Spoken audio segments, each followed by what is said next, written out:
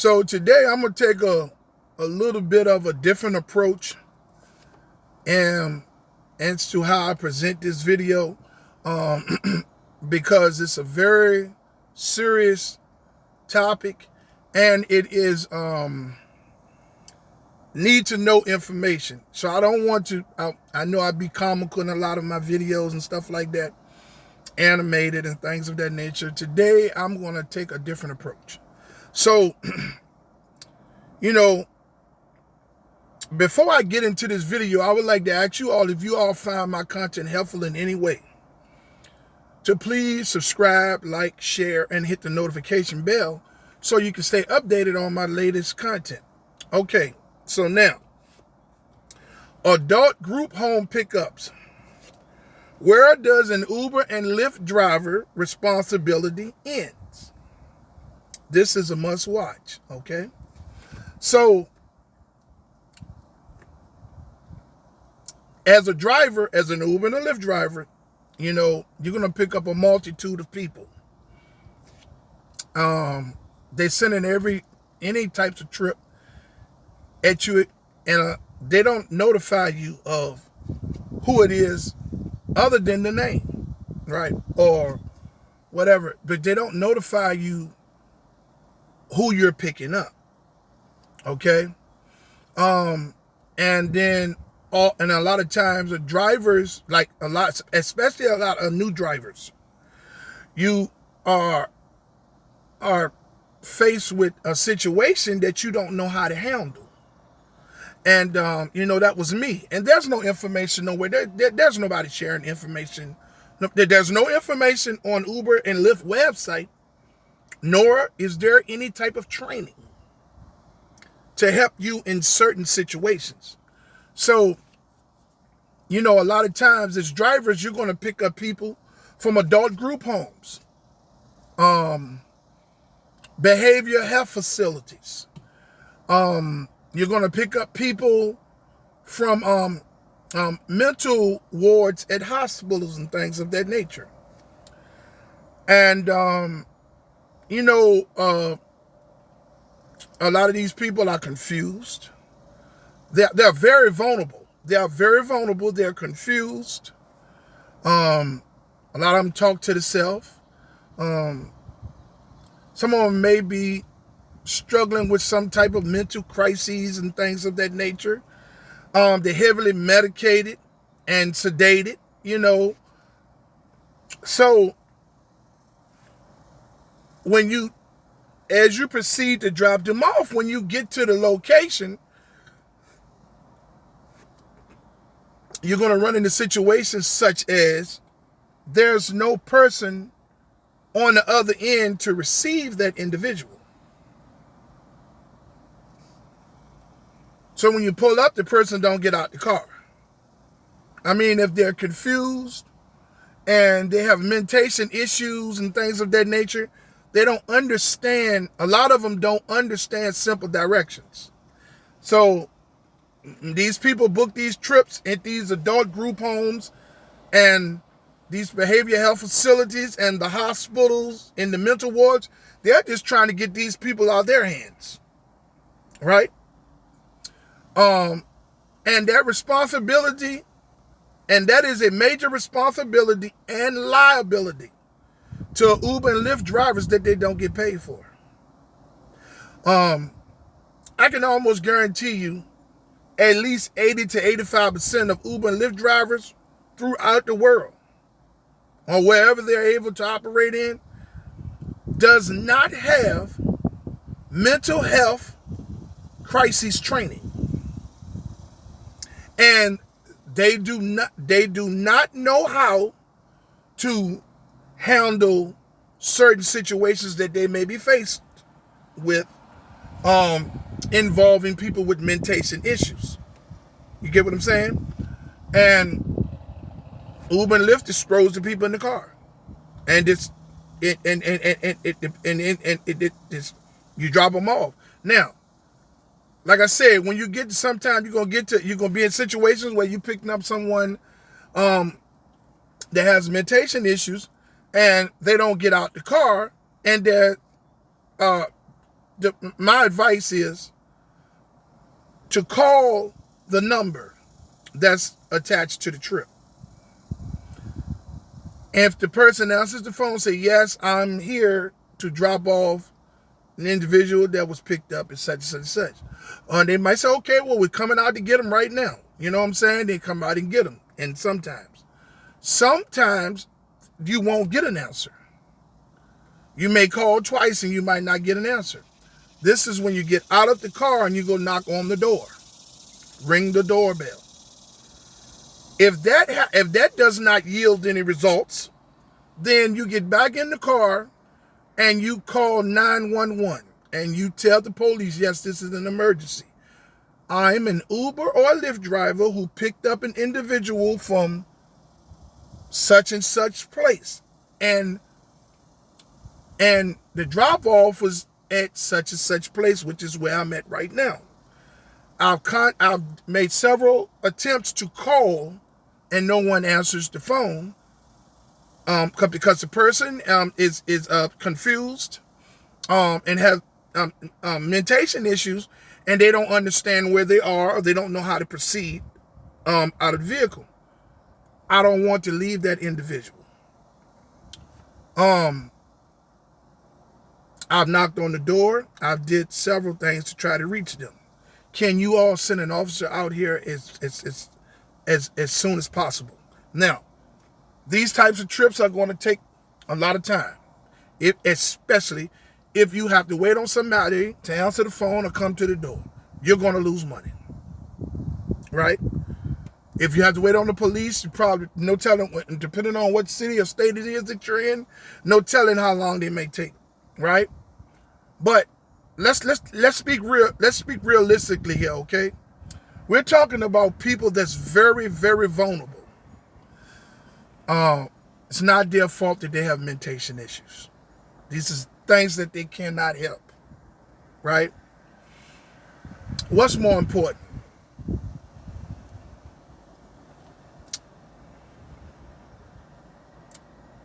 The safety of that person, or how much money you can make while you're sitting there waiting to make sure that that person is safe?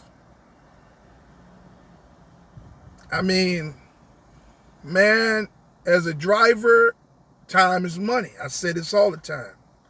And if it don't make money, it don't make sense. But and I'm the one person that do not like to be held up. But that could be my mother, that could be my sister, that could be my cousin, that could be my child. I would want someone to treat them just the same as I would treat these people. I cannot tell you that there is any way around picking up people that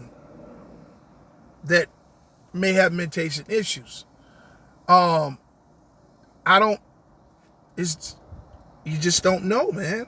Only thing I can tell you is to prepare yourself and only thing I can do is give you some advice that I did not have when I started driving years ago. And I learned along the way, so that's why I'm able to talk to you all today about this. This is a very serious topic because we're talking about vulnerable people. And Uber and Lyft shifts all of the liability, the responsibility and the liability on the drivers. Drivers are not trained. Drivers are not properly insured if something happened to these people, right? A lot of them will get out the car because they know where they're going, okay? I'm going to give you all a story, something that happened to me early one morning. So it was probably around about 7:30. I want you people to pay close attention to this story, okay? I accept the trip, and it took me into a neighborhood, very nice neighborhood, beautiful homes. And when I get there to the address, it was a home that was in a cul-de-sac, a dead end street that goes around, It's a cul-de-sac. And a guy comes out and put a man in the car. And close the door. He turns around and goes back in. So we pull off. As we en route to going to the place, the guy's in the back seat and he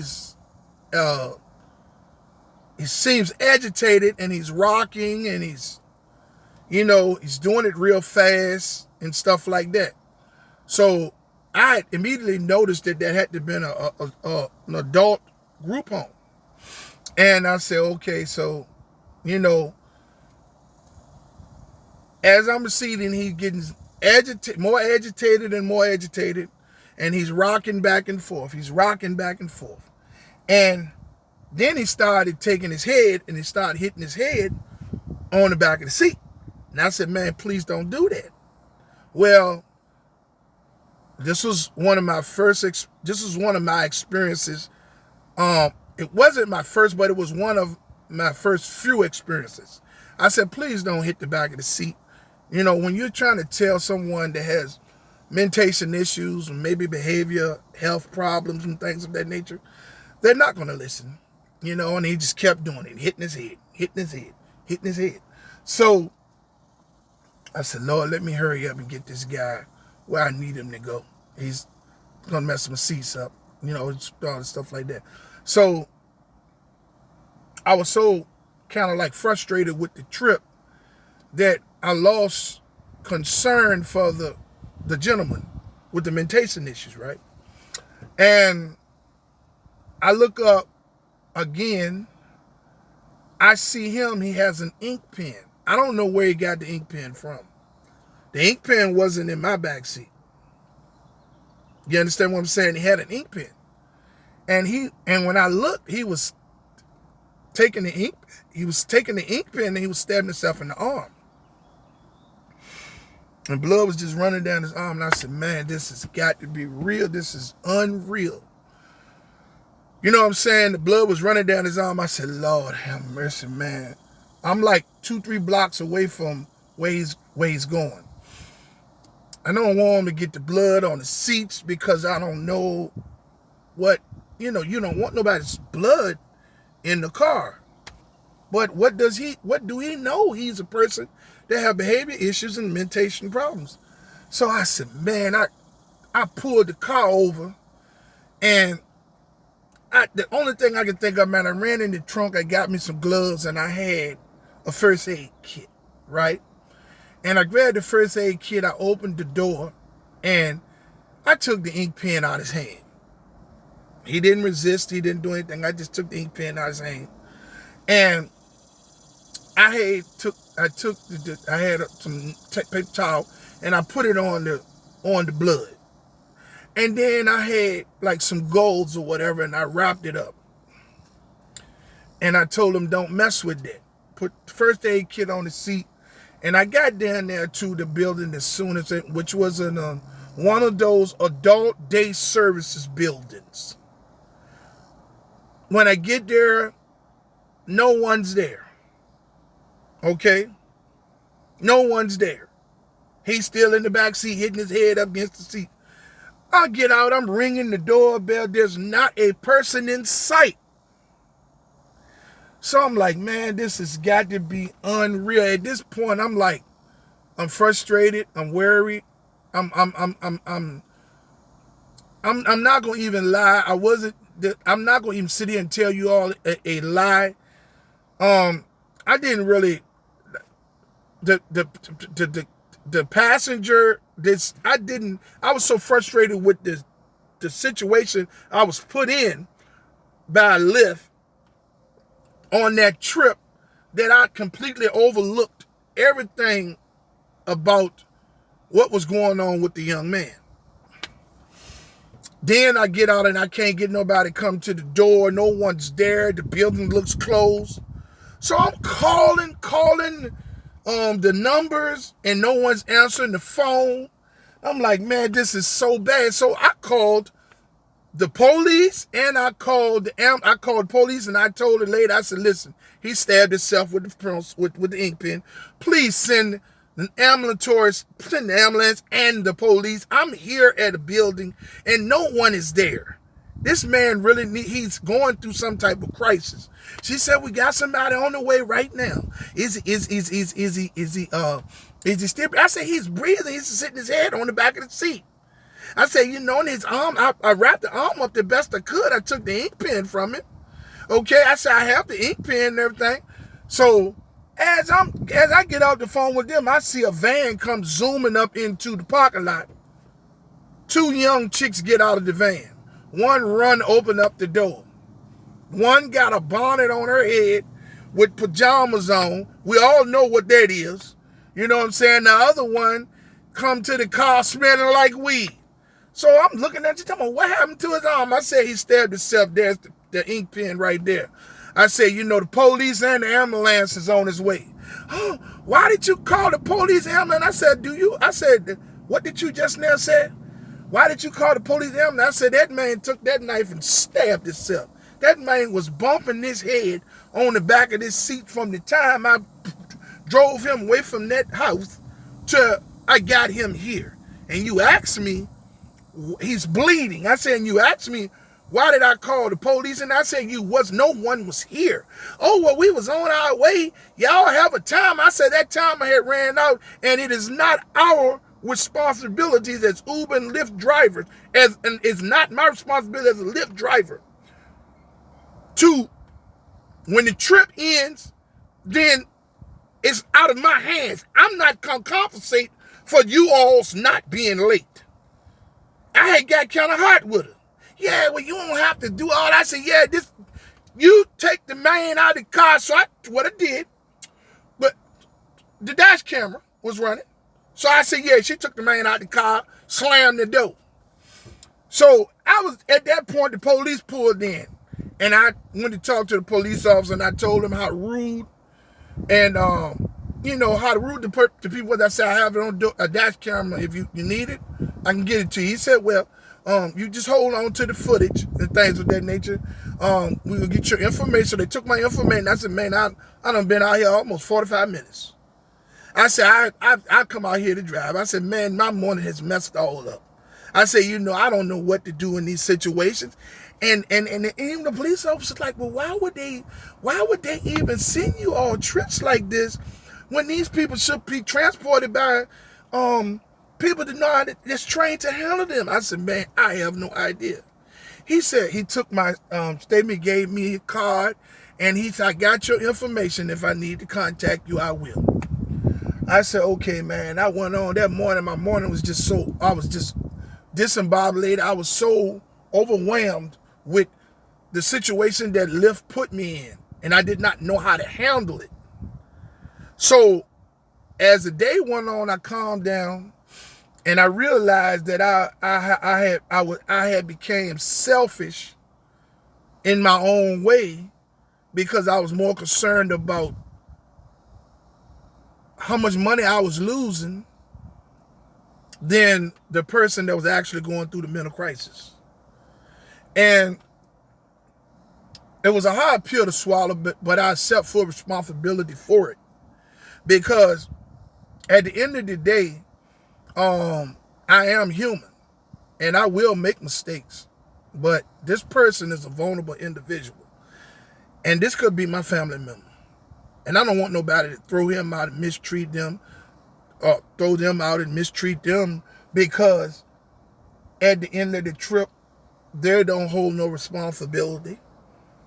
Uber and Lyft puts this responsibility and liability on the drivers, and the drivers don't get paid for it. They get paid for those medical trips.